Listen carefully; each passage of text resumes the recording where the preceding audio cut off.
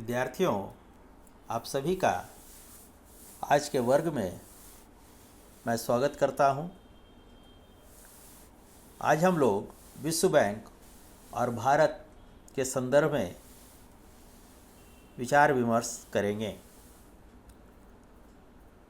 भारत विश्व बैंक के संस्थापक सदस्यों में से एक है। प्रारंभ में भारत इस संस्था के उन 5 देशों में शामिल था जिसके अभ्यंश सबसे अधिक थे और इसी कारण भारत को विश्व बैंक के संचालक मंडल में अस्थायी स्थान प्राप्त था। लेकिन बाद के वर्षों में बैंक की पूंजी की मात्रा में परिवर्तन हो जाने के परिणामस्वरूप भारत की स्थिति प्रथम 5 देशों की श्रेणी में नहीं रह गई, जिसके चलते उसकी अस्थायी सदस्यता समाप्त हो गई। वर्तमान समय में भारत को इस संस्थान में 13वां स्थान प्राप्त है। भारत को विश्व बैंक से काफ़ी लाभ मिला है। भारत अपने आर्थिक विकास के क्रम में अर्थव्यवस्था के अधिकांश क्षेत्रों, विशेषकर कृषि, उद्योग, परिवहन, संचार जैसे क्षेत्रों में विश्व बैंक द्वारा प्राप्त सहायता से लाभान्वित हुआ है। सुविधा की दृष्टि से हम भारत को विश्व बैंक से प्राप्त होने वाली लाभों को इस प्रकार देख सकते हैं। वित्तीय सहायता। भारत को अपने विकासात्मक योजनाओं के लिए विश्व बैंक से समय समय पर बड़ी मात्रा में ऋण मिला है। भारत को जून 1975 तक कुल 15,360.6 मिलियन डॉलर का कुल 44 ऋण प्राप्त हुआ था, जिस पर उसे 3.5% से 8.9% तक ब्याज देना पड़ा था। इस ऋण के लगभग 42% हिस्से का उपयोग भारत ने अपने रेल, सड़क, बंदरगाह और हवाई जहाज़ों के विकास में किया था, जबकि उद्योगों के विकास पर 38%, विद्युत के विकास पर 17.5%, कृषि के क्षेत्र में विकास पर 2.5% सहायता का इस्तेमाल किया था। पिछले कुछ वर्षों में विश्व बैंक से मिलने वाली सहायता को इस तालिका के द्वारा स्पष्ट किया गया है।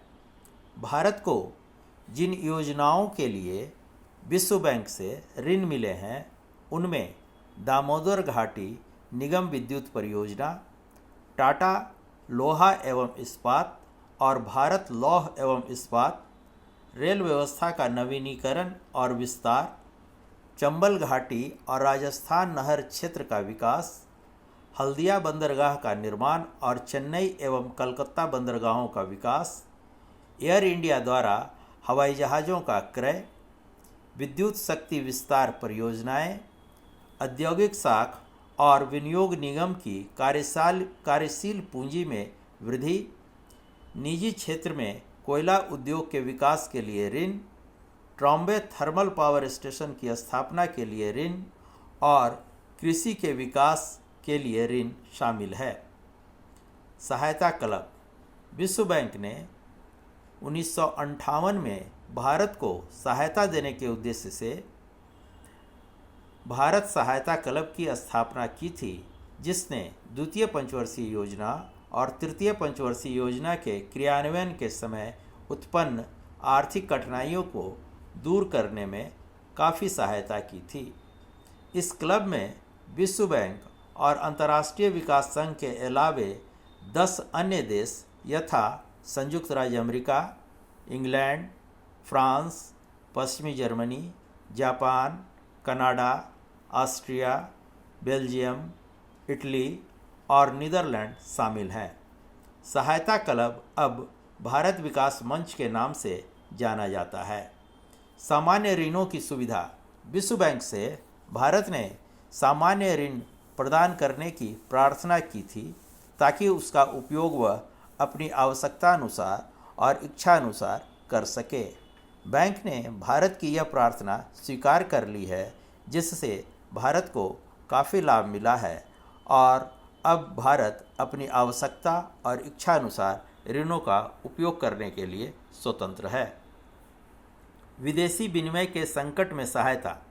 विश्व बैंक से भारत को समय समय पर विदेशी विनिमय के संकटों से उबरने में वित्तीय सहायता मिली है, जिससे भारतीय अर्थव्यवस्था काफ़ी लाभान्वित हुई है।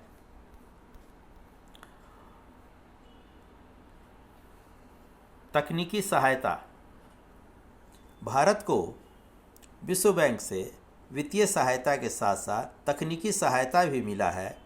यह सहायता भारत को तकनीकी परामर्श, निरीक्षण एवं दल विशेषज्ञों की सेवाएं और प्रशिक्षण की व्यवस्था के रूप में बैंक से प्राप्त हुई है। विश्व बैंक ने तकनीकी सहायता प्रदान कर भारत को काफ़ी लाभान्वित किया है। जनसंख्या नियंत्रण और शहरी विकास हेतु सहायता। विश्व बैंक से भारत को जनसंख्या नियंत्रण के कार्यक्रमों को प्रभावपूर्ण तरीके से क्रियान्वित करने के लिए और शहरी विकास के लिए लगभग 495 करोड़ डॉलर का ऋण प्रदान किया है। इस सहायता का ही परिणाम है कि भारत अपनी जनसंख्या नियंत्रण और शहरी विकास कार्यक्रमों के माध्यम से विकास के पथ पर अग्रसर है। गैर सरकारी संगठनों को सहायता। भारत में जन कल्याण से संबंधित कार्यों को संपन्न करने वाले गैर सरकारी संगठनों को विश्व बैंक ने वित्तीय सहायता प्रदान की है, जिनमें राष्ट्रीय कोढ़ निवारण, आधारभूत शिक्षा परियोजना और बाल विकास सेवा परियोजना प्रमुख है। इन कार्यक्रमों और परियोजनाओं के माध्यम से देश के सामाजिक परिस्थितियों को बेहतर बनाने में काफ़ी सहायता मिली है और भारतीय समाज लाभान्वित हुआ है। पाकिस्तान से विवाद। सन 1960 में पाकिस्तान के साथ भारत का लंबे समय से चला आ रहा पानी विवाद सुलझाने में विश्व बैंक ने काफ़ी महत्वपूर्ण भूमिका निभाई थी, जिससे भारत को लाभ हुआ है। विश्व बैंक के सहायक संस्थाओं से सहायता से लाभ। भारत को विश्व बैंक के सदस्य होने के कारण उसकी अन्य सहायक संस्थाओं यथा अंतर्राष्ट्रीय वित्त निगम, अंतर्राष्ट्रीय विकास संघ, बहुराष्ट्रीय विनियोग गारंटी एजेंसी इत्यादि की भी सदस्यता प्राप्त हो गई है और इन संस्थाओं से देश को वित्तीय सहायता मिली, जिसके उपयोग से विभिन्न क्षेत्रों में विकासात्मक परियोजनाओं को क्रियान्वित करने में काफ़ी मदद मिली है और अर्थव्यवस्था लाभान्वित हुआ है। निष्कर्षतः यह कहा जा सकता है कि भारत को विश्व बैंक का सदस्य होने के कारण काफ़ी लाभ मिला है, जिससे इसकी कृषि, उद्योग, विज्ञान एवं तकनीक, संचार, ऊर्जा, परिवहन आदि क्षेत्रों में विकास का मार्ग प्रशस्त हुआ है और भारतीय अर्थव्यवस्था विकास के मार्ग पर निरंतर अग्रसर है। धन्यवाद।